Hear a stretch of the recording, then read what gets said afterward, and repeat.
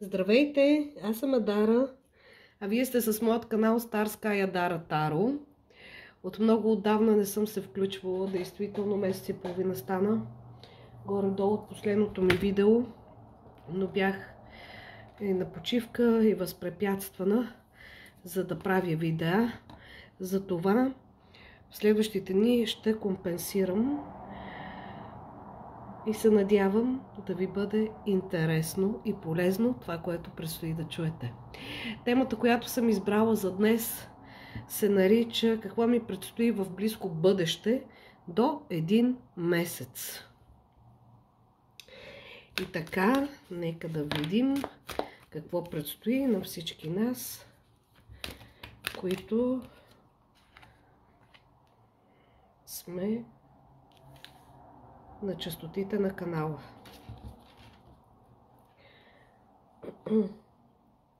Тройка на мечовете, паш мечове, шестица пентакли имаме до момента. Тези карти говорят за това, че ще изпитаме разпиляност, разтърсване, студенина. Възможно е да ни бъде разбито сърцето поради някаква причина. След което ще се отнесем много враждебно към околните, към околната ни среда.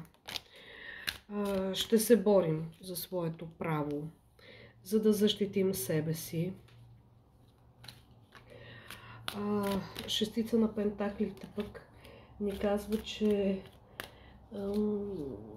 ще искаме да сме равнопоставени, благоразумни, да проявяваме дори благоразумна щедрост, да се занимаваме и с благотворителност. След което имаме петица на мечовете, девятка жезли и смъртта.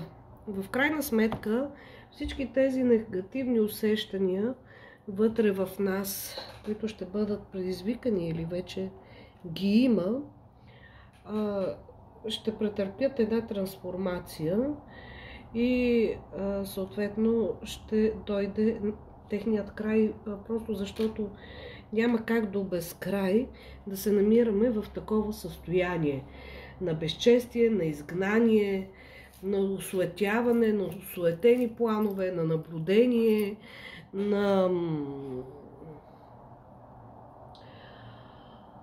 отбраняване, на поставяне на граници и така нататък. Всичко това трябва да се трансформира, защото тази тежка енергия не бива да я има. И в крайна сметка какво ще се случи?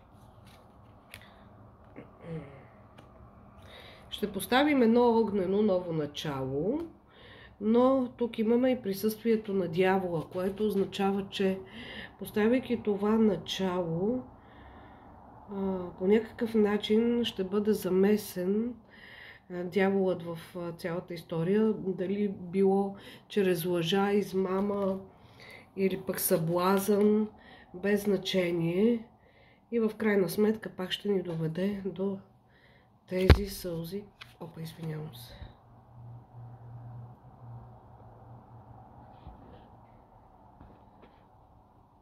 Така, десятка на мечовете. До това бедствие, опустошение и празнота. В крайна сметка, след опустошението и празнотата, какво следва с една карта? Тя падна. Двойка на жезлите. Двойка на жезлите, която казва, че ще започнем да се чувстваме неуверени, с трудности и неловкости. Така, не е много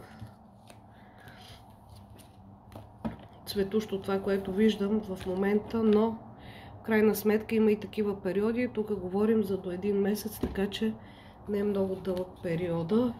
Нека да видим и според Ленорман какво ни очаква в следващия 1 месец.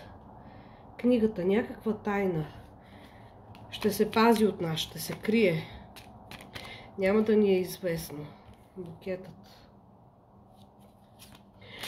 Няма да споделяме плановете си с други хора за известно време. Ще открием най-добрия съвет в себе си.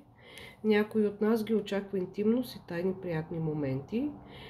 Също така ще попаднем в момент на кръстопът. Ще се чудим по кой път да тръгнем напред, да продължим пътя си. Имайте предвид, че колкото по-бързо вземете решение, толкова по-добре за самите вас и за изход от тази ситуация. Независимо по кой път тръгнете, това ще бъде правилният избор за вас. Имаме също така птиците, дървото, градината.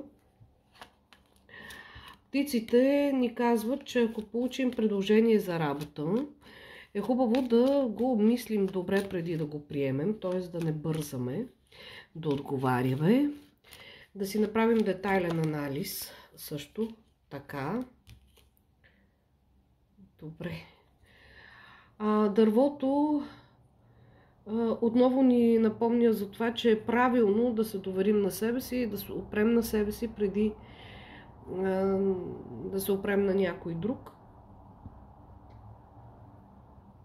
И че ще можем да разчитаме на доверен наш близък човек. Градината ни казва, че ако сме по-ентусиазирани в работата си, ще постигнем страхотни резултати. Че ще поставим начало на бизнес, на нова работа или романтична среща. И в крайна сметка имаме пръстена тук, който ни казва, че преди да приемем конкретно предложение, първо ще трябва да го обмислим добре. И за голяма част от вас предстои сватба, предложение за сватба, за стабилна връзка, а за друга част от вас изгоден договор, което е прекрасно. Добре, аз мисля, че допълнителни карти тук не ни трябват.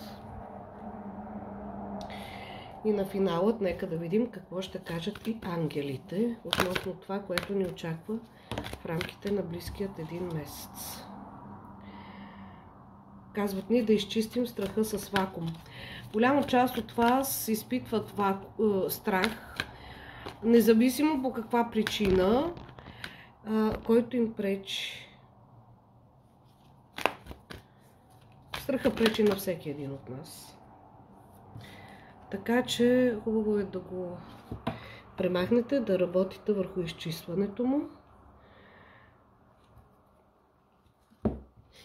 Също така имаме сърдечна чакра, коронна чакра и земен ангел. Прекрасни послания.